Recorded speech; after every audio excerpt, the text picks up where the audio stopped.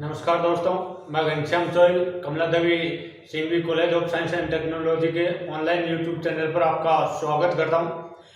हम इतिहास पढ़ रहे थे। कल हमने नए राजवंश की शुरुआत की थी, जिसमें बीकानेर का राठौड़ राजवंश था। उसकी प्रारंभिक जानकारी हमने पढ़ी थी, कौन थे, कहाँ से आए, कैसे नहीं आए। तो उसमें हमने पढ़ा था कि राव जोधा था, जोधा का पुत्र था राव बीका।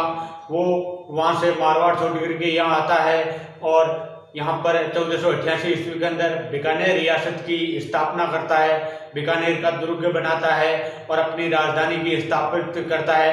फिर बाद में आगे के हमने शासकों के बारे में पढ़ा था, कल्याणमल है, लूणकरण सिंह है, राव जैत सिंह के बारे में भी हमने पढ़ा था।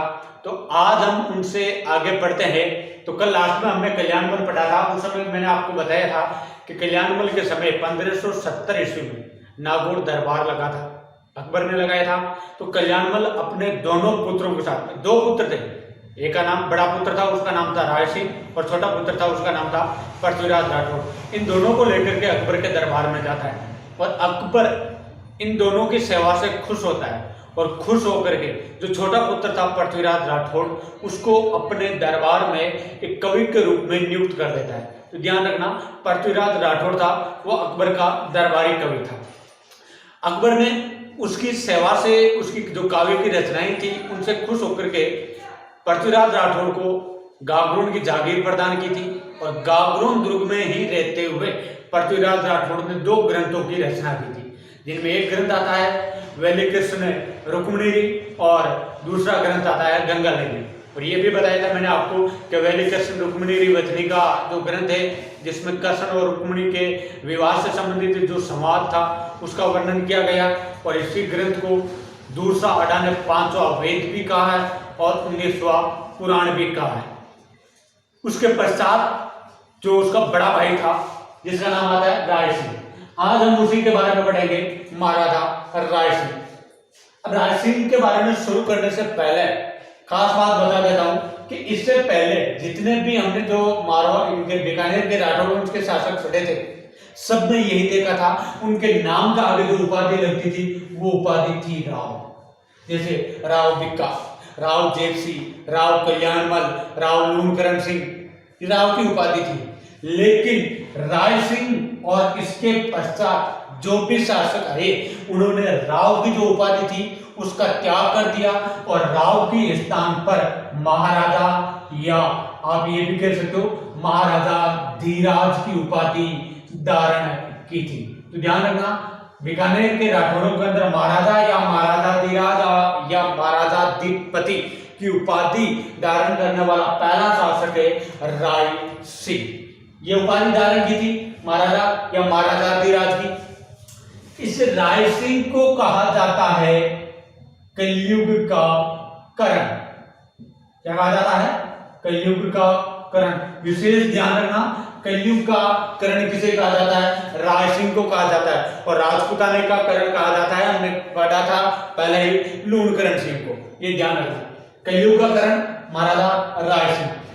अब देखो, ये जो महाराजा राय सिंह था, ये अकबर के दरबार के अंदर रहता था। और इस समय जब अकबर दिल्ली पर शासक था, उस समय जो मारवाड़ रियासत थी, यहाँ पर शासक था रावचंद्र सिंह। तो रावचंद्र सिंह अकबर की अधिकता नहीं स्वीकार करता है, तो वो उसके खिलाफ सैन्य कार्रवाई करता है। तब रावचंद्र सिंह मारवाड़ छोड़कर के चला जाता है। उस स्थिति के अंदर इस महाराजा राय सिंह को अकबर ने 1572 से 1574 ईस्वी तक 3 वर्षों के लिए, ध्यान रखना, 3 वर्षों के लिए, 72 से 1574 ईस्वी तक मारवाड़ का प्रशासक नियुक्त किया था। विशेष ध्यान रखना, कब से लेकर के कब तक? 72 से लेकर के 1574 ईस्वी तक मारवाड़ का प्रशासक नियुक्त किया था। और 1574 ईस्वी के अंदर ये राय सिंह कल्याणमल की मृत्यु होने के पश्चात मारवाड़, बीकानेर का शासक बनता है। अकबर इसकी सेवा से बड़ा खुश हुआ और खुश होकर के अकबर ने राय सिंह को 4000 की मनसबदारी प्रदान की थी। देखो, जब हम मारवाड़ पढ़ रहे थे उस समय भी मनसबदारी के बारे में चर्चा की थी काफी बच्चों ने कमेंट दे करके पूछा था कि सर ये मनसबदारी क्या होती है। तो इस मनसबदारी के बारे में हम जब कला संस्कृति पढ़ेंगे या हम ये इतिहास में ये रियासतें कंप्लीट हो जाएगी, उस समय जितनी भी इन रियासतों से संबंधित जो प्रथाएं थी या रिवाज था उनको हम अलग से पढ़ेंगे। 2 या 3 क्लास का वो चैप्टर होगा, तो उस समय मैं आपको डिटेल से बता दूंगा कि मनसबदारी क्या होती है क्या नहीं होती है। तो अकबर ने राय सिंह को 4000 की मनसबदारी प्रदान की थी। ये राय सिंह देखो, जो अकबर था, अकबर के दरबार के अंदर या अकबर का जो प्रमुख विश्वस्त व्यक्ति था, वो विश्वस्त व्यक्ति था आमेर का शासक मानसिंह प्रथम। मानसिंह प्रथम अकबर का सर्वाधिक विश्वस्त व्यक्ति था। पहला व्यक्ति तो यह था, लेकिन मानसिंह के पश्चात अगर बात करें तो प्रमुख व्यक्ति यही महाराजा राय सिंह था। ध्यान रखना, अकबर का दूसरा प्रमुख विश्वस्त पात्र था राय सिंह, पहला था मानसिंह। मानसिंह को तो 7000 की मनसबदारी थी और राय सिंह को 4000 की मनसबदारी प्रदान की गई थी। ध्यान रखना, ये जो राय सिंह है, इस राय सिंह ने अकबर ने 4000 की मनसबदारी प्रदान की थी, लेकिन अकबर की मृत्यु होने के पश्चात वहां पर शासक बनता है अकबर का पुत्र जहांगीर। जहांगीर भी इसकी सेवा से बड़ा प्रभावित होता है और खुश होकर के इसकी मनसबदारी को 4000 से बढ़ा करके इसकी मनसबदारी कर देता है 5000। किसने की 5000? तो ध्यान रखना, अकबर के पुत्र जहांगीर ने इसकी मनसबदारी है वो की थी 5000 मनसबदार। ठीक है, पहले 4000 फिर 5000। एग्जाम में बहुत बार पूछा जा चुका है, किस बीकानेर के शासक ने 2 मुगल बादशाहों की सेवा की। एक बार ये भी क्वेश्चन पूछा था, किस बीकानेर के राठौड़ वंश के शासक ने अकबर और जहांगीर दोनों की सेवा की। तो ध्यान रखना, महाराजा राय सिंह ने अकबर की भी सेवा की थी और जहांगीर की भी सेवा की थी। जब ये 1570 में अकबर के पास में गया, उसके पश्चात मृत्यु परंत, जब तक इसकी मृत्यु हुई तब तक मुगलों के दरबार में रहा था, मुगलों की हाजिरी देता रहा था। क्लियर है याद? अब इसके पश्चात बात करें, अकबर ने इस राय सिंह को एक बार भेजा था दक्षिण भारत अभियान पर। दक्षिण भारत में अभियान पर भेजा था, तब वहां पर राय सिंह को दक्षिण भारत के अंदर एक रेगिस्तानी पौधा मिलता है और उस रेगिस्तानी पौधे को देख करके राय सिंह ने एक दोहा बोला था और वो दोहे के बारे में कई बार एग्जाम में पूछा जा चुका है। कहां पर? दक्षिण भारत के अंदर। किसने बोला था? राय सिंह ने। क्या बोला था दोहा? तो अगर उसकी बात करें तो राय सिंह ने बोला था कि तू संदेशी रूकड़ो मैं परदेसी लोग, माने अकबर तेड़िया तू क्यों आई खो। ये बात कही थी राय सिंह ने रेगिस्तानी पौधे को देख करके। अब बात करें वो पौधा कौन सा था, तो ध्यान रखना वो रेगिस्तानी पौधा था फोग वृक्ष। ये जो फोग वृक्ष है या फोग का जो पौधा होता है, ये सिर्फ और सिर्फ रेगिस्तान में पाया जाता है, लेकिन दक्षिण भारत के अंदर कहीं पर भी रेगिस्तान नहीं है, वहां पर ये मिल गया था।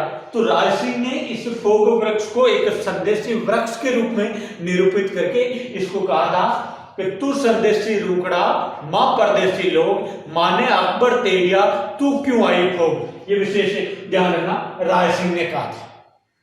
फिर आगे चर्चा करते हैं राय सिंह के बारे में। तो इस राय सिंह ने, हमने पहले पढ़ा था कि राव बीकानेर के दुर्ग का निर्माण करवाया था। उसी दुर्ग का पुनः निर्माण करवाया था किसने? राय सिंह। अब पुनः निर्माण करवा करके उस दुर्ग का नाम, बीकानेर दुर्ग के स्थान पर किसने नाम दे दिया था? जूनागढ़ दुर्ग। क्या नाम दिया? जूनागढ़ दुर्ग। और ये जूनागढ़ दुर्ग कहां पर है? बीकानेर के अंदर है। वही है बीका द्वारा निर्मित, लेकिन उसका पुनः निर्माण करवा करके उसका नाम परिवर्तन कर दिया था राय सिंह ने। अब जूनागढ़ दुर्ग की निर्माण करवा दिया राय सिंह ने। अब निर्माण करवाने के पश्चात इसी दुर्ग के अंदर, ध्यान रखना, बीकानेर दुर्ग के अंदर जो प्रवेश द्वार है, उस प्रवेश द्वार का नाम है गणेश पोल। गणेश पोल के एक तरफ सज्जे पार्षद जयमल राठौड़ की और दूसरी तरफ है कलाजी फतेह सिसोदिया की गजारूढ़ पाषाण मूर्तियां। ध्यान रखना, इस जूनागढ़ दुर्ग के अंदर जयमल राठौड़ और फतेह सिसोदिया इन दोनों की गजारूढ़ पाषाण मूर्तियां लगवाई थी। किसने लगवाई थी? तो ध्यान रखना, राय सिंह ने लगवाई थी। आपको पता हो तो ये दोनों जो सेनानायक है, ये महाराणा उदय सिंह के सेनानायक थे। 1567-68 ईस्वी में मेवाड़ पर जब अकबर ने आक्रमण किया था तब ये वीरगति को प्राप्त हुए, और वो आक्रमण अकबर के जीवन का अमिट कलंक था, उसको साफ करने के लिए इन दोनों की पाषाण मूर्तियां, गजारूढ़ पाषाण मूर्तियां अकबर ने ले जाकर आगरा दुर्ग के बाहर लगवाई थी, और वहां से उनको सिरी के किले पर स्थानांतरित कर दी। कालांतर में औरंगजेब ने आकर के उन मूर्तियों को तुड़वा दिया। तो उन्हीं मूर्तियों के जो प्रतिरूप है वो जूनागढ़ दुर्ग के अंदर लगवाई थी महाराजा राय सिंह ने। ध्यान रखना, जूनागढ़ दुर्ग निर्माण हो गया, मूर्तियां बना दी। इसके पश्चात इसी दुर्ग के अंदर महाराजा राय सिंह ने अपने प्रधानमंत्री करमचंद की देखरेख में, ध्यान रखना, ये दुर्ग भी करमचंद की देखरेख में बना है, और उसी करमचंद की देखरेख में इस जूनागढ़ दुर्ग के अंदर राय सिंह ने एक प्रशस्ति लिखवाई है, और उस प्रशस्ति का नाम है राय सिंह प्रशस्ति। और ये राय सिंह प्रशस्ति कहां पर है? बीकानेर के जूनागढ़ दुर्ग के अंदर, और लगवाई किसने थी?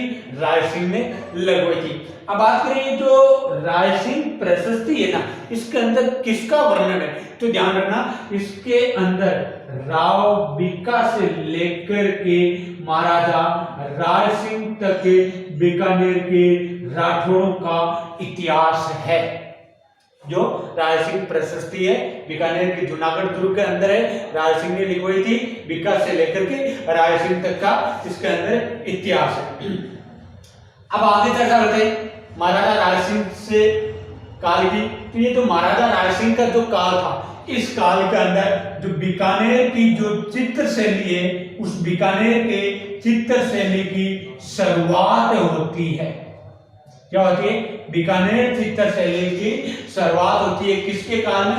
महाराजा राय सिंह के काल में। एक बात और बता देता हूं, ये जो जूनागढ़ दुर्ग है ना, ये जूनागढ़ दुर्ग राजपूत मुगल शैली के अंदर निर्मित प्रथम दुर्ग। बीकानेर का जूनागढ़ दुर्ग राजपूत और मुगल शैली के अंदर निर्मित प्रथम दुर्ग है, ठीक है ना। तो बीकानेर चित्र शैली की शुरुआत महाराजा राय सिंह के काल में होती है। तो ये जो बीकानेर जो चित्र शैली है, इस चित्र शैली का सबसे जो प्राचीनतम जो ग्रंथ है, सबसे प्राचीनतम ग्रंथ है, उस ग्रंथ का नाम है भगवत पुराण। भगवत पुराण, इस भगवत पुराण का चित्रण है वो महाराजा राय सिंह के काल में ही हुआ था। अब महाराजा राय सिंह के पश्चात महाराजा राय सिंह का पुत्र शासक बनता है। कुछ विशेष इतिहास नहीं है, फिर बाद में अगला शासक बनता है, 2-3 शासक आते हैं, उनका कोई विशेष इतिहास नहीं है। तो विशेष इतिहास नहीं है तो उनके बारे में हम चर्चा भी नहीं करेंगे। फिर जो अगला शासक आता है जिसका कुछ विशेष इतिहास हो और एग्जाम के दृष्टिकोण से महत्वपूर्ण हो, उनके बारे में चर्चा करते हैं। तो राय सिंह के पश्चात अगला जो महत्वपूर्ण शासक आता है और जो विशेष शासक, महान शासक होता है, उसकी अगर बात करें तो वो शासक आता है करण सिंह, महाराजा करण सिंह।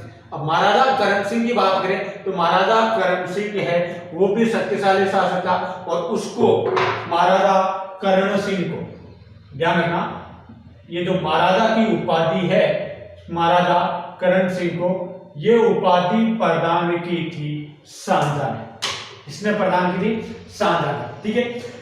महाराजा करण सिंह के काल में ज्यादा कुछ विशेष नहीं, एक ही घटना महत्वपूर्ण है, और वो महत्वपूर्ण घटना क्या है उसकी चर्चा करते हैं। तो इसके काल में, महाराजा करण सिंह के काल में, एक इतिहास प्रसिद्ध युद्ध हुआ। आप देखो मारवाड़ी यहाँ नहीं बने, एक छोटी से छोटी वस्तु के लिए हम लड़ाई पर उतर जाते हैं, खून खराबा तक कर देते हैं। और वो इनके समय मारवाड़ और इनके मारवाड़ का एक परगना था नागौर, उस परगना के और बीकानेर के बीच में लड़ाई हुई थी, और वो भी एक छोटे से फल के लिए, और वो फल मदिरा, तो वो मदिरे की राड़ के नाम से जाना जाता है। अभी युद्ध कैसे हुआ कैसे नहीं हुआ उसके बारे में चर्चा करते हैं। तो ध्यान रखना, महाराजा करण सिंह के समय युद्ध हुआ, उसका नाम आता है मदिरे की राड़, और ये युद्ध लड़ा गया था 1644 ईस्वी। कब लड़ा गया? 1644 ईस्वी। ध्यान रखना, एक तरफ बीकानेर और दूसरी तरफ नागौर, ठीक है, एक तरफ बीकानेर और दूसरी तरफ नागौर। बीकानेर का जो शासक था उस शासक का नाम आता है करण सिंह, बीकानेर का शासक करण सिंह, और जो नागौर का शासक था उसका नाम आता है अमर सिंह राठौड़। नागौर का शासक अमर सिंह राठौड़, ठीक है।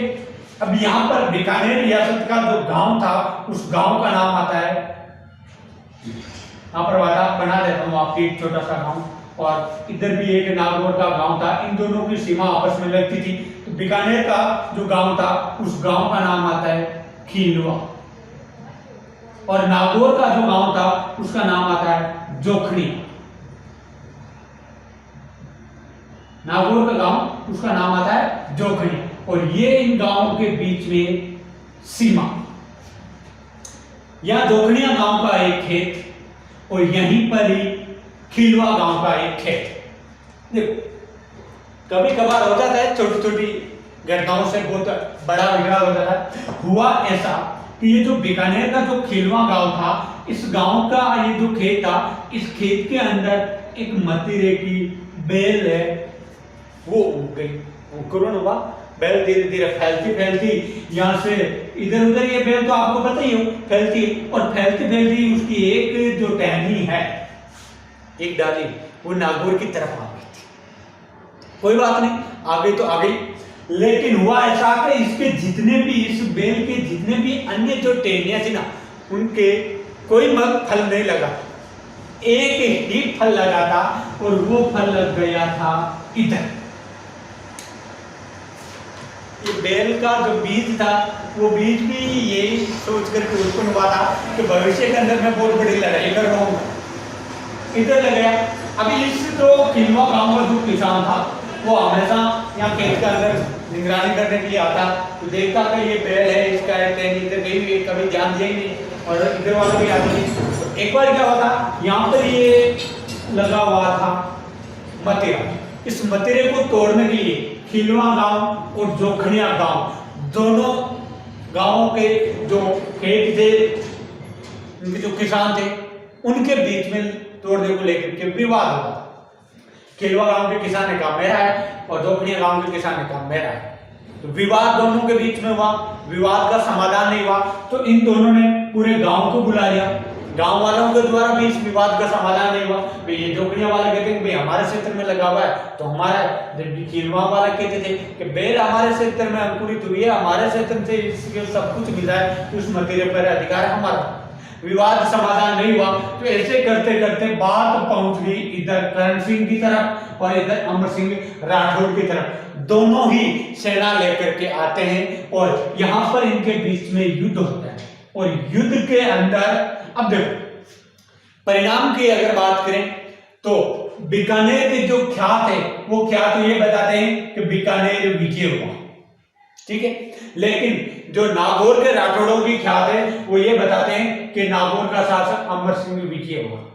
ये तो देखो अपनी अपनी बढ़ाई है, सभी करते हैं, इनके दरबार में रहने वाले इनकी विजय बताते हैं, इनके दरबार में रहने वाले इनके विजय बताते हैं। लेकिन अब देखो ऑथेंटिक प्रूफ की बात करें तो NCERT की जो पुस्तकें हैं वो पुस्तकें यही मानती है कि इस युद्ध के अंदर विजय हुआ है, वो कौन हुआ है, नागौर हुआ है। बोले तो अमर सिंह राठौड़ विजय हुआ था। अमर सिंह राठौड़ विजय हुआ सो हुआ इस खीलवा गांव पर भी अधिकार करके अपने नागौर की तरफ मिला लिया था। ये थी इतिहास प्रसिद्ध मदिरे की राड़। एग्जाम में इतना ही पूछा जाता है कि मदिरे की राड़ युद्ध कब लड़ा गया, 1644 ईस्वी में, किन किन के बीच में, बीकानेर और नागौर, या शासक का नाम पूछ सकते हैं। क्लियर है? यहाँ महाराजा करण सिंह के काल में इतना ही हुआ था। फिर शासक बनता है महाराजा करण सिंह का पुत्र महाराजा अनूप सिंह। अनूप सिंह के बारे में हम चर्चा करते हैं। अनूप सिंह था ना, तो वो विद्वानों का आश्रयदाता था। विशेष ध्यान रखना, विद्वानों का आश्रयदाता, यानी उसने बहुत से विद्वानों को शरण दी थी महाराजा अनूप सिंह। ठीक है, तो सबसे पहली बात, महाराजा अनूप सिंह विद्वानों का आश्रयदाता शासक था। पहली बात ये ध्यान रखना कि बीकानेर का कौन सा शासक विद्वानों का आश्रयदाता शासक कहलाता है, तो ध्यान रखना महाराजा अनूप सिंह।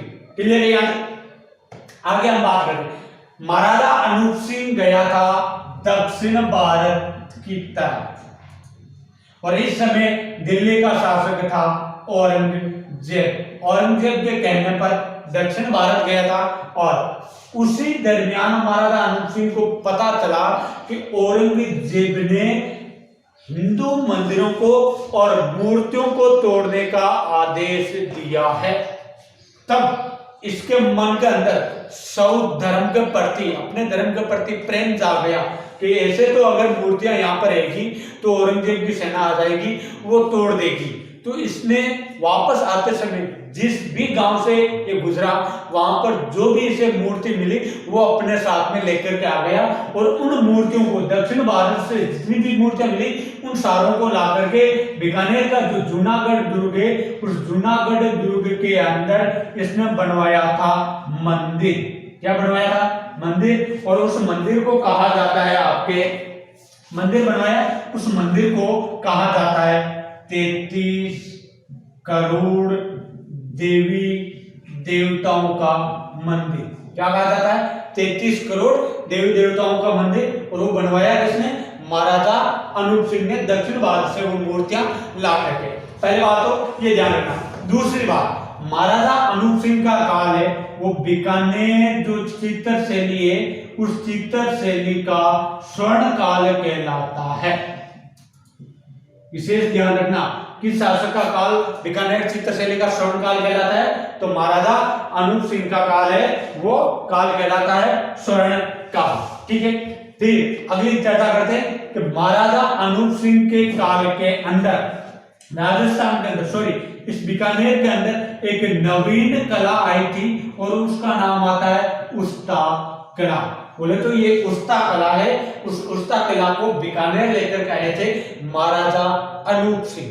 कहां से लेकर के आए? तो ध्यान रखना, महाराजा अनूप सिंह इस उस्ता कला को लेकर के आए थे लाहौर से। कहां से लेकर के आए थे? लाहौर से। यहां पर आपकी कंफ्यूजन होगी, एग्जाम में अगर सीधा पूछे कि राजस्थान के अंदर उस्ता कला कौन लेकर के आया, तब आप ध्यान रखना उस्ता कला को राजस्थान के अंदर लेकर के आने वाला था मिर्जा राजा मान सिंह प्रथम, लेकिन बीकानेर के अंदर लेकर के आने वाला था महाराजा अनूप सिंह। ठीक है, उस्ता कला के जो कारीगर होते हैं वो कारीगर कहलाते उस्ताद। क्या कहलाते हैं? उस्ताद। ठीक है, उस्ता कला है किससे संबंधित? तो ध्यान रखना, ये उस्ता कला है जो ऊंट होते हैं, ऊंट के जो शरीर पर बाल होते हैं, उन शरीर के बालों को काट करके उनके ऊपर चित्रांकन करना। ऊंटों के शरीर के बालों को काट करके चित्रांकन करना, विभिन्न प्रकार के चित्र बनाना, डिजाइन बनाना, वो कहलाती है उस्ता कला। अब बात करें कि राजस्थान का प्रसिद्ध उस्ता कला का जो कारीगर था, उस्ताद कौन था, तो उसका नाम आता है हिसामुद्दीन। क्या नाम आता है? हिसामुद्दीन। और हिसामुद्दीन की मृत्यु हो चुकी है। अब ये तो हिसामुद्दीन तो उस्ता कला का प्रसिद्ध कलाकार था, लेकिन बात करें तो उस्ता कला का वर्तमान में प्रसिद्ध कलाकार कौन है, तो ध्यान रखना वर्तमान के अंदर उस्ता कला का प्रसिद्ध कलाकार है मोहम्मद हनीफ। ध्यान रखना, मोहम्मद हनीफ है वो वर्तमान में उस्ता कला का प्रसिद्ध कलाकार है। ये था महाराजा अनूप सिंह। विशेष ध्यान रखना, 33 करोड़ देवी देवताओं का मंदिर महाराजा अनूप सिंह ने बनवाया बीकानेर के अंदर। लेकिन 33 करोड़ देवी देवताओं की साल कहां पर है, एग्जाम में पूछ ले तो ध्यान रखना 33 करोड़ देवी देवताओं की साल है मंडोर जोधपुर के अंदर, और मंदिर है वो बीकानेर के जूनागढ़ दुर्ग के अंदर। अब फिर बात करते हैं महाराजा अनूप सिंह के पश्चात जो अगला शासक आता है उस शासक के बारे में। तो महाराजा अनूप सिंह के पश्चात अगला शासक आता है महाराजा गज सिंह। महाराजा गज सिंह, देखो महाराजा गज सिंह का विशेष कुछ नहीं, एक उपाधि है, वो उपाधि आपको ध्यान रखना। अब उपाधि बहुत बड़ी, आप ऐसे तो याद रख नहीं पाओगे, इतने ध्यान रखना राजपूताने के अंदर सबसे बड़ी अगर किसी की उपाधि थी तो महाराजा गज सिंह की थी। अब क्या उपाधि थी तो ध्यान रखना, महाराजा गज सिंह की उपाधि थी श्री राजेश्वर महाराजा धीराज, श्री राजेश्वर महाराजा धीराज महाराज शिरोमणि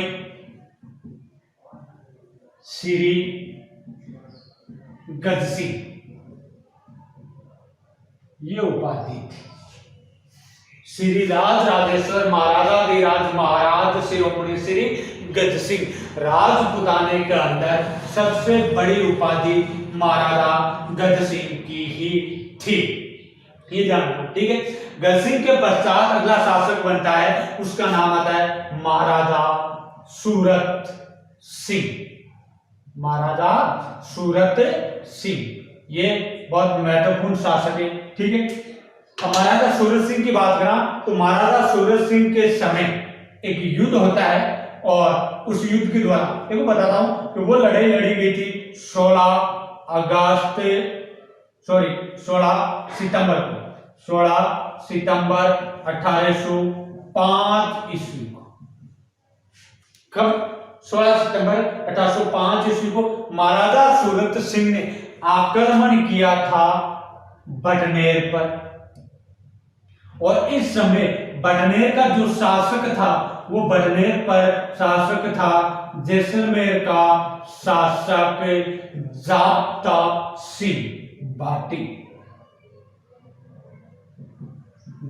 जाब्ता सिंह भाटी के जाब्ता सिंह की जगह जास्ता सिंह भी नाम मिलता है, तो ध्यान रखना जाब्ता सिंह या जास्ता सिंह था, वो जैसलमेर का शासक था और उसका अधिकार था बडनेर पर। तो यहाँ पर 16 सितंबर 1805 को जाब्ता सिंह पर आक्रमण किया था महाराजा सूरत सिंह, और इस आक्रमण के दौरान महाराजा सूरत सिंह हो जाता है विजय, ठीक है, विजय हो गया।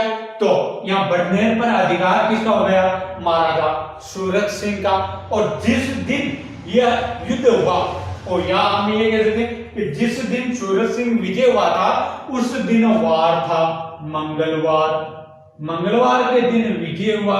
इसके कारण सूरत सिंह ने ये वार हनुमान जी का होने के कारण बडनेर का नाम बदल करके नाम रख दिया हनुमानगढ़। ध्यान रखना, हनुमानगढ़ नाम किसने रखा बडनेर का? सूरत सिंह ने। क्यों?